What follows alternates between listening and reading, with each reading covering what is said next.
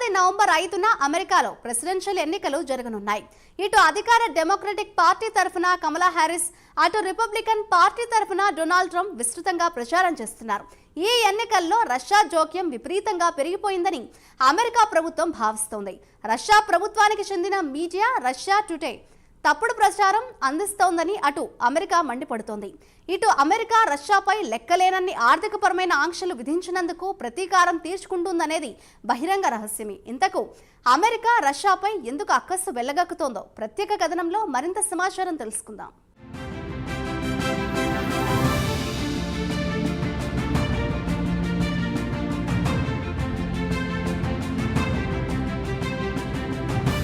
ఈ ఏడాది నవంబర్లో అమెరికాలో ప్రెసిడెన్షియల్ ఎన్నికలు జరగనున్నాయి. యావత్ ప్రపంచం చూపంతా అమెరికాపైనే ఉంటుంది. అయితే తాజాగా అమెరికా రష్యాపై తీవ్ర ఆగ్రహం వ్యక్తం చేస్తోంది. రష్యాకు చెందిన ప్రభుత్వ రంగ మీడియా రష్యా టుడే తప్పుడు సమాచారం ప్రసారం చేస్తోందని, అమెరికా ఎన్నికల్లో అనవసరంగా జోక్యం చేసుకుంటోందని మండిపడుతోంది. దీంతో అమెరికా రష్యాకు చెందిన వెబ్సైట్ డొమైన్లు సీజ్ చేసింది. బైడెన్ ప్రభుత్వం బయటివారి ప్రభావం ఓటర్స్ పై పడకుండా జాగ్రత్త పడుతోంది. రష్యా టుడేకు చెందిన 2 ఉద్యోగులపై నేరారోపణలు చేసింది. డజన్ల కొద్దీ ఇంటర్నెట్ డొమైన్లు సీజ్ చేసింది. మీడియాలో దుష్ప్రచారం చేస్తోందని అమెరికా ఆగ్రహం వ్యక్తం చేస్తోంది. దీంతో పాటు వీసా నిబంధనలు కఠినతరం చేసింది.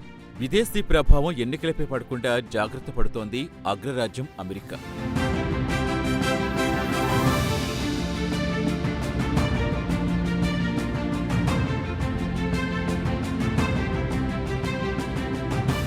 జస్టిస్ డిపార్ట్మెంట్ బుధవారం విడుదల చేసిన సమాచారం ప్రకారం రష్యాకు చెందిన మీడియా రష్యా టుడేకు చెందిన 2 సీనియర్ ఉద్యోగులు నకిలీ గుర్తింపు కార్డ్స్తో ఒక డొల్ల కంపెనీ ఏర్పాటు చేసి టెన్నెస్సీ ప్రధాన కార్యాలయంగా పనిచేసే media company $10 million Indian currency ప్రకారం 85 కోట్ల రూపాయలు చెల్లించింది. రష్యాకు లబ్ధి చేకూరే విధంగా కంటెంట్ క్రియేట్ చేయాలని ఆ మీడియా సంస్థను కోరింది. తాజా పరిణామాలపై US attorney general Merrick garland ఈ ఆపరేషన్ గురించి వివరించారు.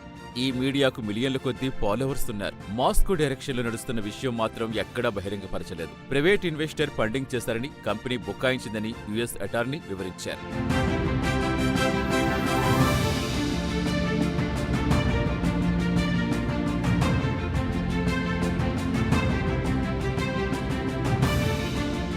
రష్యాకు చెందిన నిందితులు కోస్ట్ యాంటిన్ కలాప్నికోవ్, ఎలెనా అపనస్యేవాన్ నిందితులుగా చేర్చింది అమెరికా. వారిపై కుట్ర, money laundering, foreign agents registration act ఉల్లంఘించినట్టుగా కేసులు నమోదు చేసింది. అమెరికాకు చెందిన foreign assets control of the treasury విషయానికొస్తే మొత్తం 10 మంది వ్యక్తులతో పాటు 2 సంస్థలపై ఆంక్షలు విధించింది. అలాగే పలు మీడియా సంస్థలను బ్లాక్ లిస్టులో పెట్టింది. వాటిలో రోసియా సగడ్న్యా మీడియా గ్రూప్తో పాటు దాని 5 అనుబంధ సంస్థలు ఆర్ఐఏ నోవాస్టీ, ఆర్టీ, టీవీ నోవాస్టీ రప్టీ, స్పూటినిక్ అనే విదేశీ సంస్థలను అమెరికా బ్లాక్ లిస్టులో పెట్టింది. దీంతో పాటు అమెరికా స్టేట్ డిపార్ట్మెంట్ పలువురు వ్యక్తులపై వీసా ఆంక్షలు విధించింది.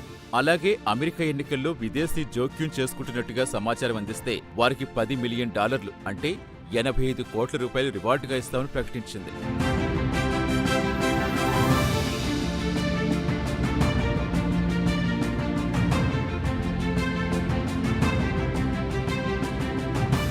ఇదిలా ఉండగా జస్టిస్ డిపార్ట్మెంట్ మాత్రం 32 ఇంటర్నెట్ డొమైన్లు సీజ్ చేసింది. రష్యా ప్రభుత్వ డైరెక్షన్లో ఇక్కడ ఎన్నికలపై తప్పుడు ప్రచారం చేస్తున్నాయని జస్టిస్ డిపార్ట్మెంట్ ఆరోపిస్తోంది. ఇక అమెరికా ఉన్నతాధికారులతో పాటు మీడియాకు చెందిన ప్రముఖులు, స్టేట్ డిపార్ట్మెంట్తో పాటు వైట్ హౌస్ అధికారులు కూడా రష్యా దుష్ప్రచారం వెనుక రష్యా ప్రెసిడెంట్ పుతిన్ హస్తం ఉందని, ఆయన గైడెన్స్ లో ఇక్కడ మీడియా దుష్ప్రచారానికి పాల్పడుతోందని ఆరోపిస్తున్నారు.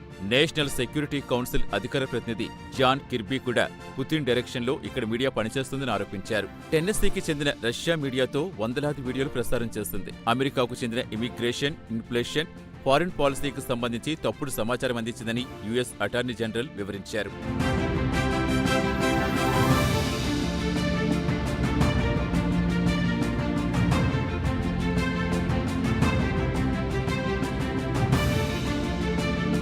టెన్నెస్సీ ప్రధాన కార్యాలయంగా పనిచేస్తున్న రష్యా మీడియా నెట్వర్క్లో వాడియర్ Rubin, Tim Pool, Lauren Southern, Benny Johnson లాంటి అత్యంత ప్రజాదరణ కలిగిన మీడియా పర్సనాలిటీలున్నారు. వారికి సోషల్ మీడియా పేజీల్లో మిలియన్ల కొద్దీ ఫాలోవర్స్ ఉన్నారు. అయితే ప్రస్తుతం సోషల్ మీడియాలో చాలా మంది ఈ మీడియా వెనుక రష్యా హస్తం ఉందనే విషయం తమకు తెలియదని చెబుతున్నారు. ఈ స్కీములో తాము బాధితులయ్యామని చాలా మంది సోషల్ మీడియాలో తమ ఆవేదన వ్యక్తం చేస్తున్నారు. తన గురించి తప్పుగా మాట్లాడినా, తాను రష్యా కోసం పనిచేస్తానని ఆరోపించిన చట్ట ప్రకారం చర్యలు తీసుకుంటారని YouTuber Benny Johnson social media ఎక్స్లో హెచ్చరించారు.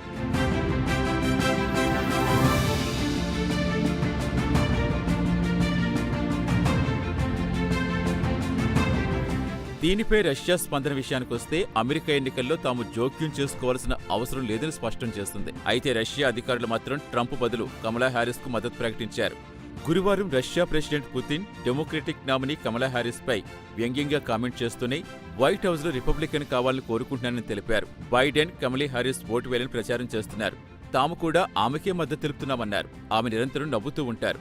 దీన్ని బట్టి అన్ని సవ్యంగా ఉన్నాయనే సంకేతాలిస్తున్నట్టే కదా అని పుతిన్ వ్యాఖ్యానించారు.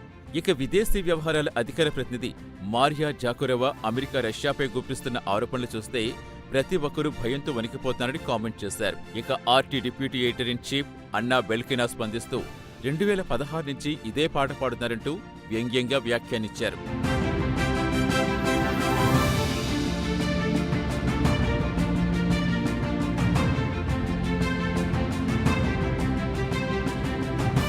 మరి రష్యా అమెరికా ఎన్నికల్లో ఎందుకు జోక్యం చేసుకోవాల్సి వస్తుందంటే ఉక్రెయిన్ యుద్ధంలో అమెరికా అనవసరంగా జోక్యం చేసుకుంటోందని రష్యాకు ఆగ్రహం. మాస్కో మాత్రం అమెరికా ప్రెసిడెంట్గా రిపబ్లికన్ అభ్యర్థి కావాలని కోరుకుంటోంది. ఎందుకంటే ఉక్రెయిన్ యుద్ధంలో డెమోక్రాట్లు బిలియన్ల కొద్దీ డాలర్లు అనవసరంగా ఉక్రెయిన్కి ఇస్తోందని అభ్యంతరం వ్యక్తం చేశారు.